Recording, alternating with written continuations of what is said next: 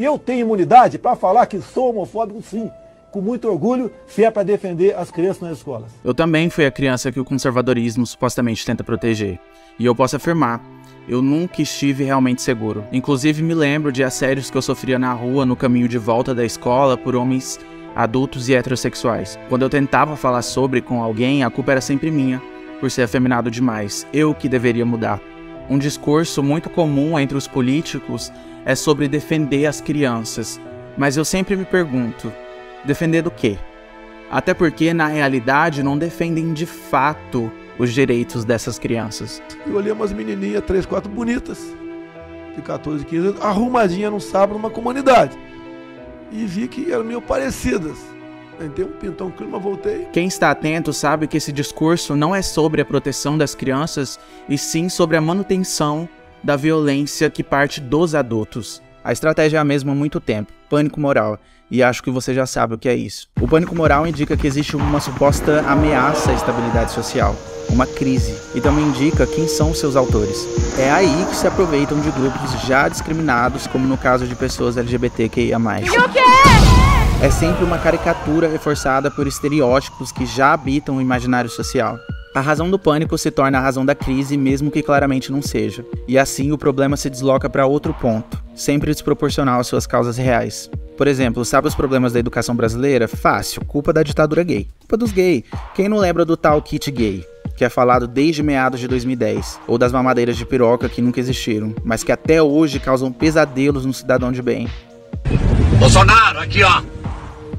Uma comoção fácil, ignorante e que gera não só desconforto por todos os lados, mas muita tensão. É um bait político muito comum, mas que influencia diretamente nossas vidas. Para muitos, nossas histórias de sofrimento com a LGBTfobia são meramente uma pauta política. É uma discussão sensacionalista em um programa de televisão, é um palanque para políticos se promoverem, é também parâmetro para definir quais pessoas, relações, famílias habitam o fracasso e assim delimitar o que é esse sucesso ideal.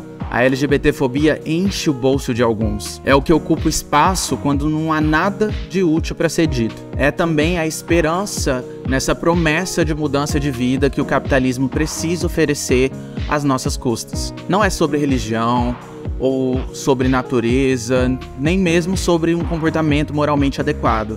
É sobre dinheiro, é sobre poder e dominação cultural. Por essa razão, mais uma vez, eu reforço a importância de tomar as rédeas das nossas próprias narrativas e memórias. Essa possibilidade de falar por si mesmo é um direito inerente a qualquer um. A minha história de descoberta da sexualidade e de amadurecimento também acompanhou e acompanha as transformações culturais e as discussões midiáticas e políticas. E hoje eu só narro algumas memórias através desse vídeo porque naquele período eu não tinha a quem recorrer. Você não tem o que recorrer, a quem recorrer. A pessoa que você tem a recorrer é a si próprio. E eu recorri a mim mesmo. Aliás, é muito difícil falar sobre isso e foi muito difícil escrever sobre tudo isso, pensar, refletir, enfim. Descobrir como essa história poderia ser contada, porque é um movimento de introspecção, de rememoração e de cuidado, muito cuidado. Cuidado com as palavras e em como elas podem ser usadas. Não é nenhum exagero, inclusive, afirmar que não ser hétero me trouxe uma solidão imensa. Na minha história, a parte mais complicada foi o auto-ódio internalizado. Essa é a parte mais difícil de se perdoar. É difícil perceber que por capricho ou conforto de outras pessoas, eu tenho escolhido acreditar durante mais da metade da minha vida de que eu não podia ser amado ou desejado do modo como eu era. Eu pensava que para ser feliz não dava para ser como eu. Eu precisava ser diferente. Diferente de mim mesmo, da minha família, das pessoas ao redor, tinha que ser diferente. Quem sabe até um novo rosto ou uma nova história. Hoje eu até me sinto diferente, mas não como eu imaginava. Porque hoje, apenas hoje, eu percebi que a mudança é constante e inevitável. É o presente do tempo. E que mesmo antes de qualquer mudança, eu já merecia me sentir feliz. É político, mas ao mesmo tempo não deixa de ser pessoal e até mesmo íntimo. Por isso é importante reconhecer a própria história e entender que, embora esse rio do sofrimento deságua no mesmo ponto, ele brota em cantos diferentes. Viver, por si só, já produz um mal-estar. Um mal-estar inerente à vivência humana em sociedade, próprio da linguagem e desse encontro com a alteridade. Mas é importante lembrar que, em determinadas condições sociais e históricas, alguns sofrimentos específicos são produzidos, que dizem respeito a como esse sujeito é visto e reconhecido por um outro no mundo. Ou seja, sou gay, mas eu não te aceito. Pronto, produziu sofrimento. Esse sofrimento não é aquele do desamparo próprio da existência que eu já citei lá no vídeo sobre o sentido da vida, mas ele é inegavelmente produzido por questões sociais, políticas e afetivas. Portanto, a culpa não é do social, como eu adoraria dizer aqui, mas eu posso afirmar que, de fato, por sermos seres sociais e falantes, com configurações específicas de subjetividade, vivenciamos experiências de sofrimento diferentes, mas que se conectam a partir da vida social. Hoje, já homem barbado, de voz fina, mas de aparência masculina, sinto que sofro menos homofobia do que na infância. Talvez essa percepção esteja influenciada por muitos fatores. Uma das hipóteses possíveis é de que talvez eu já esteja calejado, a homofobia já me dói muito menos. Mas outra hipótese, e desconfio que é a mais provável, é de que a LGBTfobia contra crianças e adolescentes é ainda mais intensa, porque é justamente nesse período que se espera educar que essas violências se fazem mais presentes, além de que crianças e adolescentes estão mais vulneráveis de modo geral. Lembrando que a família, muitas vezes, é o local onde as pessoas vivenciam as primeiras formas de violência, desde as mais omissas às mais evidentes. A família é um local onde a política entra mesmo que não se abra a porta, e ali se reproduzem muitas vozes. Por isso que eu adoro ouvir histórias de família, porque sempre dá pra identificar uma questão que começou lá atrás, às vezes até em outra geração, e que virou uma bola de neve. Uma boa lembrança de que o passado não é só uma memória que aparece às vezes, mas que ainda é presente nas relações. Sei muito bem que a LGBTfobia não é a causa de todos os meus problemas, mas eu tento estar atento a essas...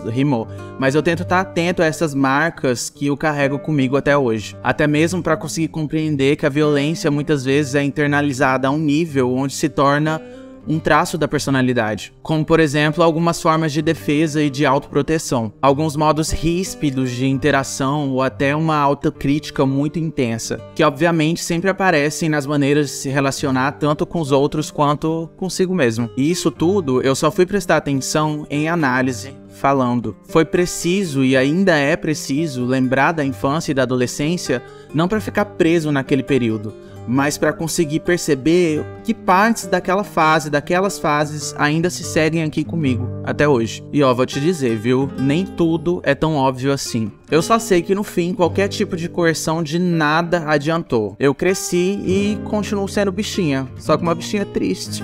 Simplesmente é foda viver num mundo que não nos oferece nada a não ser ilusões e esperanças ao redor de um mesmo significante.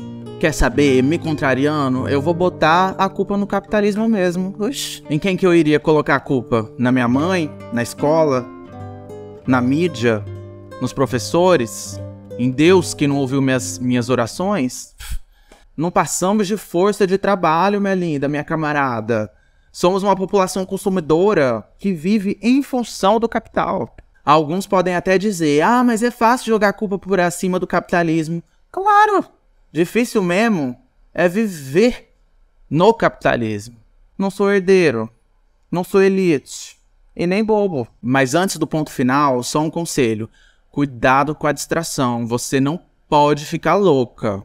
Ou fique também se você achar melhor. Então, se puder, uma dose de terapia faz bem. Para dar conta não só do que o mundo fez com a gente, mas do que nós fazemos dessa vida que podemos ter.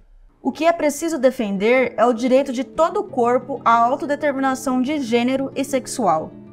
O direito de todo o corpo de não ser educado para transformar-se exclusivamente em força de trabalho ou força de reprodução. É preciso defender os direitos das crianças de serem consideradas como subjetividades políticas irredutíveis a uma identidade de gênero, de sexo ou de raça.